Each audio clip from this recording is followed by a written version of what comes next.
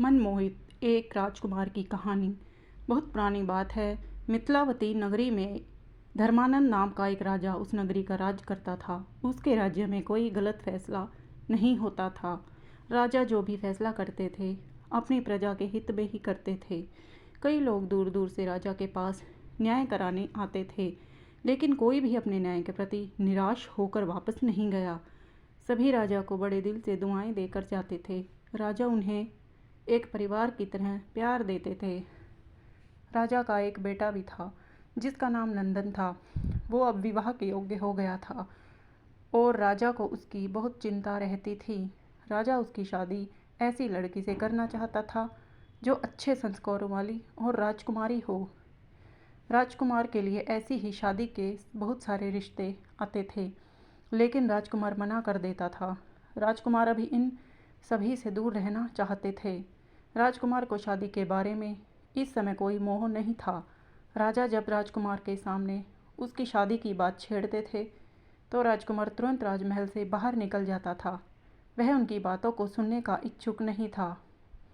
तभी एक दिन गांव का एक गरीब किसान और उसकी बेटी, जिसका नाम पद्मावती था, दोनों राजमहल पहुँचे। पद्मावती बहुत ही सुंदर, गुणवान और आकर्षित स्वभाव की थी, मानो इंद्रलोक से कोई अप्सरा आई हो। वह दोनों कुछ कारणवश आए थे, लेकिन राजकुमारी पद्मावती को देखकर तंग रह गया और पूरी तरह उस पर आकर्षित हो गया। पद्मावती को भी राजकुमार से मिलकर बहुत अच्छा लगा। दोनों एक दूसरे को मिलकर ऐसा महसूस करने लगे कि हमारी ज़िंदगी का हमसफ़र मिल गया हो। पद्मावती गरीब किसान की बेटी थी, इसलिए उसने राजकुमार से शादी के बारे में इतना नहीं सोचा था।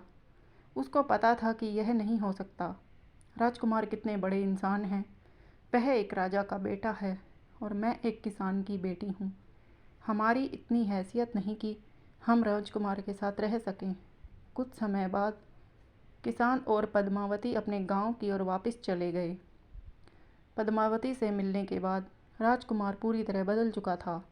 उसके विचार और हाव भाव भी बदल गए थे। पहले तो शादी के ख्वाब कभी नहीं देखे थे, लेकिन अब राजकुमार शादी के बारे में सोचने लगे।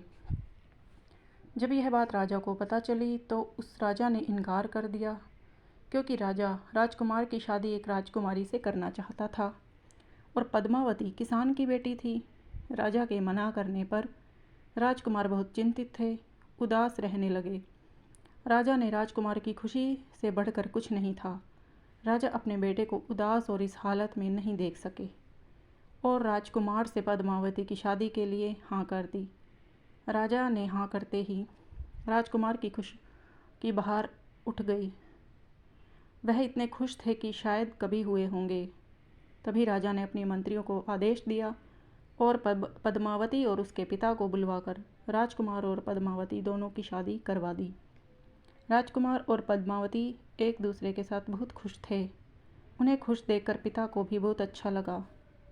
किसान की बेटी अब पद्मावती नहीं बल्कि एक राजकुमार की पत्नी हो चुकी थी, जिसके बारे में पद्मावती ने सोचा ही नहीं था।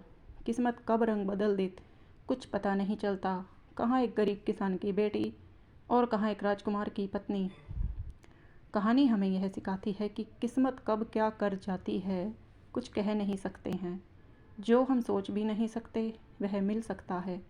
जिस तरह आपने कहानी में देखा ही है कि राजकुमार शादी और मोह से कितने दूर थे, लेकिन पद्मावती ने उनके जीवन को ही बदल कर रख दिया और पद्मावती की भी किस्मत चमक गई, जिसे हम सफ़र के लिए राजकुमार मिल गए। आखिर हम इस दुनिया की मोह माया से कितना भी भागने की कोशिश करें, लेकिन कभी ना कभी ये अपनाना ही पड़ता है। आपको ये कहानी कैसी लगी हमें कमेंट करके ज़रूर बताना और लाइक, शेयर और चैनल को सब्सक्राइब ज़रूर करें। धन्यवाद।